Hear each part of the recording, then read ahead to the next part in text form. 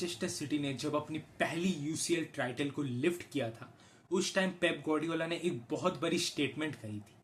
वो ये था कि मेहनत तो हम लोग सालों से करते आ रहे, but sometimes you need that a bit of A luck जो आपको बड़ी गेम्स में जीतने में मदद करे। And seeing the match between real Madrid and Atletico the Madrid, मुझे वो स्टेटमेंट याद आ गई, बिकॉज वही तो हुआ कल के मैच में। वही तो हुआ, रियल मैड्रिड ने अटैकिंग में कोई कसूर नहीं छोड़ा, जितना हो सका अटैक किया, क्रॉसेस डाले, ड्रिबल पास करके गोल्स मारने का कोशिश किया रॉड्रिगो विनिशियस ने। बट अनफॉर्चुनेटली कभी बॉल्स क्रॉस बार में लग गया, कभी ओब्लैक का हाथ लग गया, कभी ओब्लैक का हल्का डिफ्लेक्शन लग गया, गोल इत्तूसा के लिए छूट गया। अभी भी Real Madrid in the points table बहुत ही नाजुक स्थिति में है। वो नाजुक स्थिति ये है कि बस एक पॉइंट का लीड है, और वो एक पॉइंट का लीड कभी भी खत्म हो सकता है। यू नो, जस्ट एक गलती एंड या तो एटलेटिको दी मैड्रिड ऊपर आ गया या फिर बार्सिलोना। मेरे हिसाब से जो टैक्टिकल ब्लंडर्स था कल कार्लो एंसेलोटी के द्वारा, वो ये था कि he is always in the obsession of playing Lucas Vazquez in the right back. I can not understand why, and that Mendy also.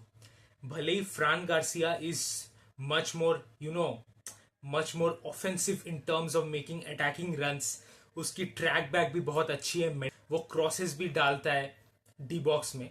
But फिर भी देखना अगला मैच में Carlo Ancelotti will play Mendy in the starting 11। सो ये बहुत ही एक फालतू वाहियात ऑब्सेशन है कार्लो एंसेलोटी का, and I don't know why. Lucas Vazquez, believe me, मैं लिटरली हर एक मैचेस में देख चुका हूं। ये हर एक मैचेस में he is the most vulnerable player in the defense.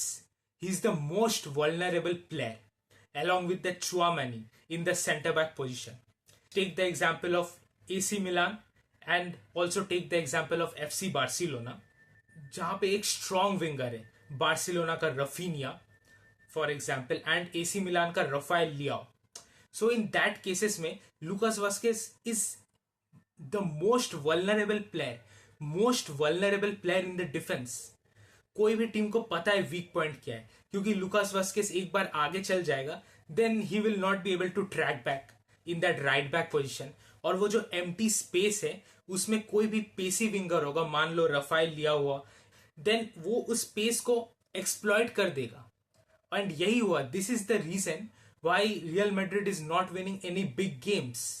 यही तो रीजन है भाई, यही तो रीजन है। And we have seen this in the UEFA Champions League match AC Milan versus Real Madrid, जहां पे उस गैप, उस स्पेस को किस तरीके से रफाएल लियो ने एक्सप्लॉइट किया। लुकास वास्केस के ऊपर लिटरली पूरा चर के पेल के गोल मारा, चर के पेल के गोल मारा। अटैक कर रही होती है तब लुकास वास्केस से क्रॉसेस डाले नहीं जाते डी बॉक्स के अंदर। बेचारा रॉड्रिगो को डी बॉक्स के बाहर क्रॉसेस डालना पड़ता है। कार्वाहाल होता अगर, तो कार्वाहाल इजीली क्रॉस डाल रहा होता, बट लुकास वास्केस उससे झाट बराबर क्रॉसेस डाले नहीं जाते। सो लेट्स से उस जगह में कोई एक रियल मैड्रिड का एक कोई भी एकेडमी प्लेयर हो, या फिर कोई भी एक एवरेज प्लेयर ही ले लो, कोई भी क्लब से लोन में कोई भी एक एवरेज बंदा ही ले लो, वो उस राइट बैक पोजीशन में और बेटर करेगा। एफसी बार्सिलोना में एलेहांद्रो बाल्दे करता है या फिर जूलियस कुंडे करता है। सो वो जो एक कैपेबिलिटी है that makes a team even much more dangerous in terms of attacking, much more dangerous the right back and left back. So I think we need a right back currently. And second mistake is of course Chouamani जिससे CDM का position ही ढंग से खेला नहीं जाता, उससे हर एक बार मैचेस आफ्टर मैचेस वो सेंटर बैक का इंपॉर्टेंट रोल खिलाया जा रहा है। हाँ, surprisingly in today's match, except that penalty mistake और फर्स्ट हाफ को छोड़ के जिसमें एकदम हगू टट्टी जैसा खेला चुआमेनी ने, उसके बाद चुआमेनी सरप्राइजिंगली आज अच्छा खेला, बट उसमें वो कंसिस्टेंसी नहीं है कि वो सेंटर बैक का वाइटल रोल मैचेस पे मैचेस खेलता रहे, क्योंकि उससे खुद अपना ही पोजीशन नहीं खेला जाता भाई। डेफिनेटली आई थिंक लोन में एक और सेंटर बैक भी चाहिए, क्योंकि डेविड एल्वा जब से रियल मैड्रिड में आया है पिच में कम और हॉस्पिटल में ज्यादा दिखा है। And I think Rodrygo was amazing.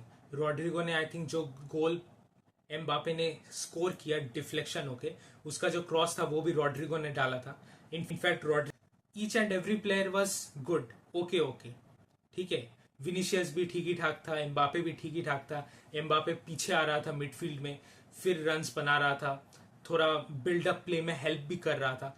तो एम्बापे का मूवमेंट भी मुझे ठीक लगा। इन प्लेस ऑफ रॉड्रिगो अगर विनीशियस को हटा के एंड्रिक को लाया जाता तो आई थिंक कुछ हो सकता था, शायद और थोड़ा चांसेस होता, because Rodrygo was much better than Vinicius in yesterday's match.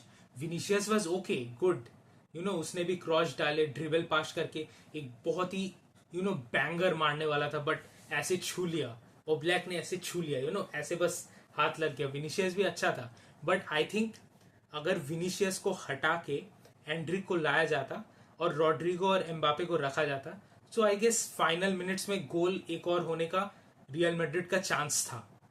तो वो एक टैक्टिकल ब्लंडर था मेरे हिसाब से। There is no problem with the penalty. Tchouameni ने जो किया था वो एब्सोल्युटली अ पेनल्टी था।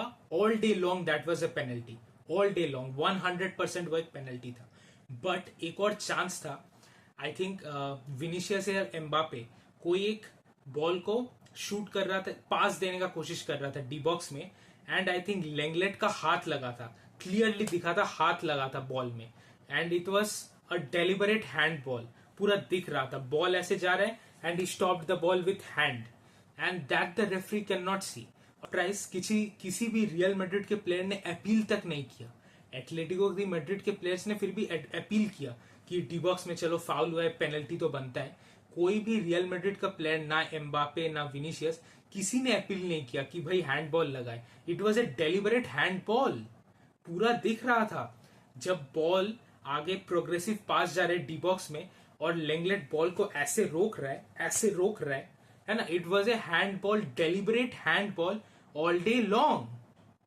और टू माई सरप्राइज किसी प्लेयर ने अपील तक नहीं किया।